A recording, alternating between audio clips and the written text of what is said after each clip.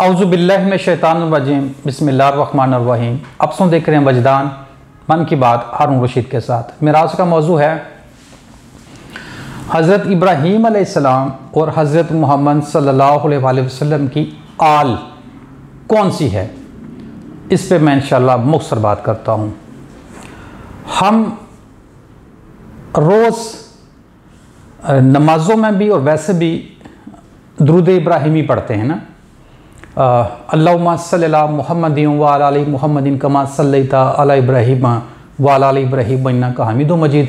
अल्लाहुम्मा बारिक अला मुहम्मदिन व अला आलि मुहम्मदिन कमा बारकता अला इब्राहीम व अला आलि इब्राहीम इन्नका हमीदुम मजीद। तो इसमें हम अल्लाह ताला से बरकतें मांगते हैं, रहमतें मांगते हैं। हज़रत इब्राहीम अलैहिस्सलाम के लिए, उनकी आल के लिए, हज़रत मोहम्मद सल्लल्लाहु अलैहि वसल्लम के लिए और उनकी आल के लिए रहमतें भी मांगते हैं, बरकतें भी मांगते हैं। तो जो इनकी आल है आप सल्लल्लाहु अलैहि वसल्लम की और इब्राहीम अलैहिस्सलाम की, वो कौन सी है।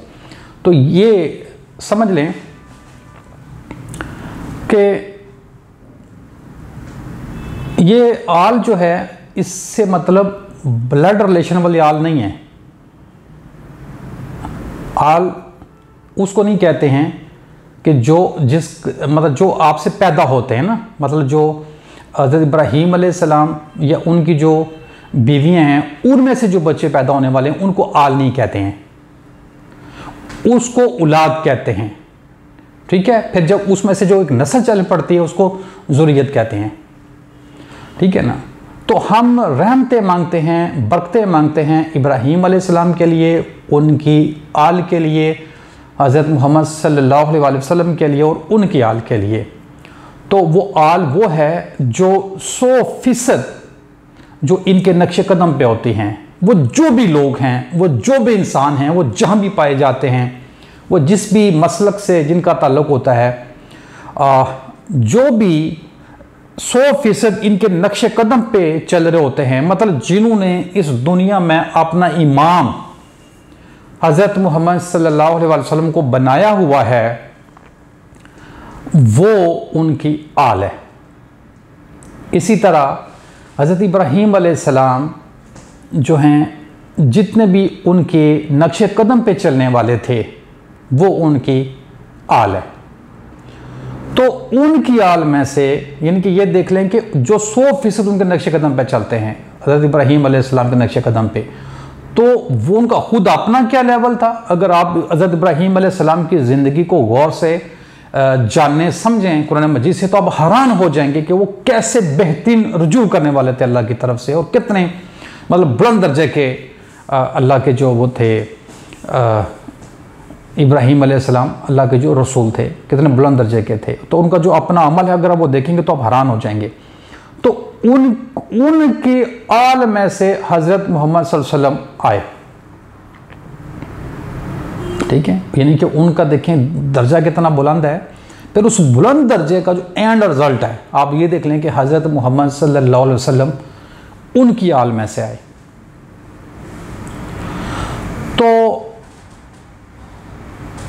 इसलिए हम ये दुआ करते हैं, अल्लाह ताला से मांगते हैं कि तू बरकतें बेच, रहमतें और बरकतें नाज़िल फरमा, जैसे कि तूने इब्राहीम अलैहिस्सलाम पे भेजी, जैसे कि तूने उनकी आल पे।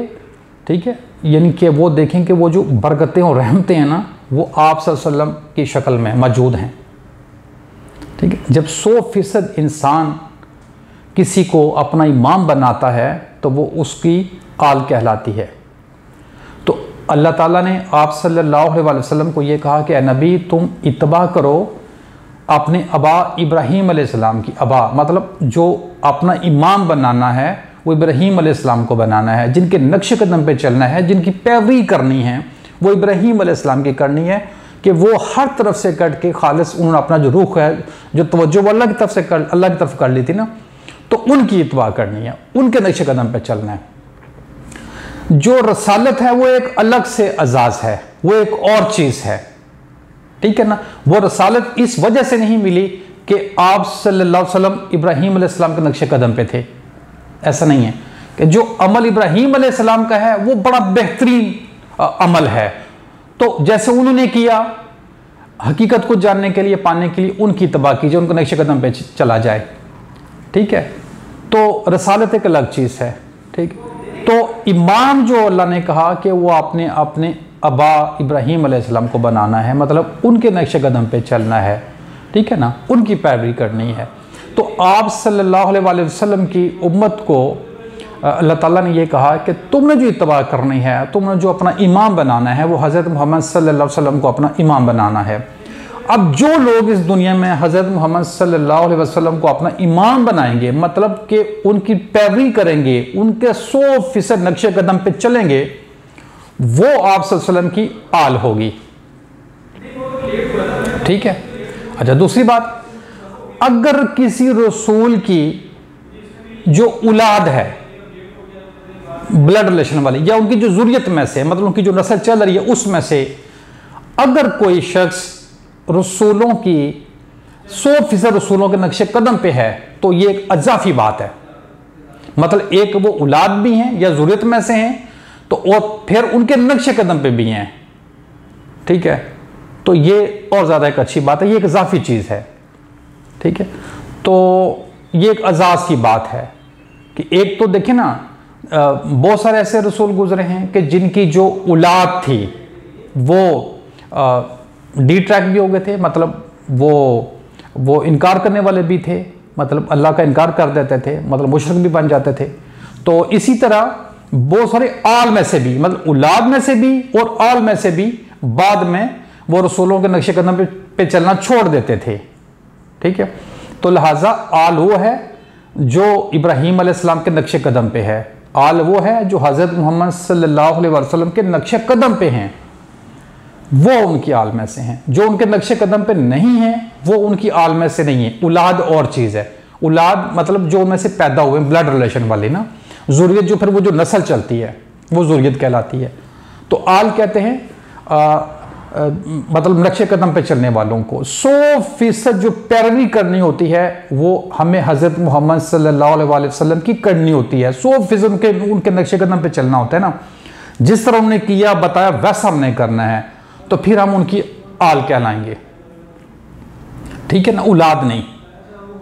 ठीक है ना, अब औलाद अगर कोई नक्शे कदम पे 100% होती है, अपना अबा, अपना इमाम, अपने मतलब अपने बाप को या अपने रसूल को बनाती है, तो फिर वो एक इजाफी चीज़ है कि औलाद भी है प्लस अपना इमाम भी बनाया हुआ है, यानी कि बाप भी है, मतलब ब्लड रिलेशन भी है और उनके नक्शे कदम पे भी हैं। ठीक है, जैसे हमारे आम दुनिया में, पाकिस्तान में ख़ास तौर पे, मतलब जो सूफी ज़रात होते हैं ना, तो जो गद्दी नशीन होते हैं, तो उनके कई बच्चे ऐसे होते हैं कि वो उनके नक्शे कदम पे नहीं होते हैं, उनकी बात नहीं मानते, वो अपने मामलात करते हैं। अब बाप तो हैं, दो बातें हैं, या बाप के नाफरमान हैं या फरमाबरदार हैं। ठीक है, अगर नाफरमान हैं तो औलाद तो है लेकिन नाफरमान है। अगर वो फरमाबरदार हैं तो औलाद भी है प्लस फरमाबरदार भी हैं। तो ये एक इजाज तो है ही है, दूसरा एक इजाफी इजाज है। तो मैंने मुख्तसर आपको बताने की कोशिश की है कि हज़रत इब्राहीम अलैहिस्सलाम और हज़रत मोहम्मद सल्लल्लाहु अलैहि वसल्लम की जो आल है वो ब्लड रिलेशन से नहीं बनती है, वो है जो उनके नक्शे कदम पे है। वो लोग जिन्होंने दुनिया में अपना इमाम, अपना रहनुमा, रहबर, अपना पीरो मुर्शिद आप सल्लल्लाहु अलैहि वसल्लम को बनाया हुआ है, तो वो आल हैं आप सल्लल्लाहु अलैहि वसल्लम की। हम ये कहते हैं अल्लाह ताला से कि तू रहमत नाजल कर, बरकत नाजल कर हज़रत मोहम्मद सल्लल्लाहु अलैहि वसल्लम पर और उनकी आल पे। मतलब ये मैंने आपको आल बता दी कि हम किसके लिए दुआ मांगते हैं अल्लाह ताला से। जो हम अल्लाह ताला से दुआ मांगते हैं ना कि बरकतों रहमत नाजल कर, वो मांगते हैं आल के लिए। ठीक है, आल मतलब जो उनके नक्शे कदम पे है। ठीक है, आप तमाम देखने सुनने वालों का बहुत शुक्रिया। अगर आपको वीडियो अच्छे लगे चैनल को सब्सक्राइब कर लें, वीडियो को लाइक और शेयर कर लें। मकसद ये है लोगों को हकीकत की गाही हो। अस्सलाम वालेकुम वरहमतुल्लाहि वबरकातुहू।